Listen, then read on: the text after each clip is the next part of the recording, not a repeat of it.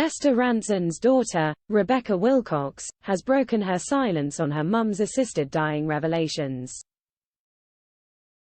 The broadcaster, who is battling stage 4 lung cancer, has joined Swiss organization Dignitas, which enables people to have an assisted death.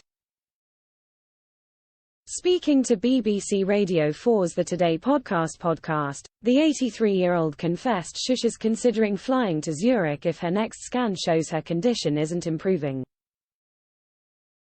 During Tuesday's installment of Good Morning Britain, her daughter touched on her mother's plan. Host Richard Madeley asked, "Did your mother make this decision on her own and then reveal it to the rest of you? Or was it sort of a communal family thing?" Rebecca replied, "Not talking about this lightly, but I think you have met my mother. I think that you would know she never makes a decision in complete isolation, but she doesn't care what anyone else thinks." Questioning how they're feeling as a family, Charlotte highlighted how horrible the situation is that they are facing at this time of year. Rebecca continued, "It's horrific. She always promised us she'd live forever, so she's not usually one to break her promises, so we're a little bit upset about that." Rebecca confessed that the family didn't think Esther would be with them for Christmas after getting her diagnosis in January. Touching on the assisted dying plan, she added, "I would personally want to ground her plane if she was going to fly to Zurich. But I know that it's her decision. I just don't ever want her to go." When asked by Richard if she believes her mother is right about considering assisted dying, Rebecca strongly agreed.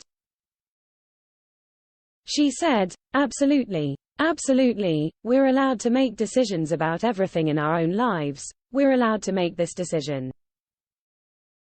I know this is constantly said about our pets.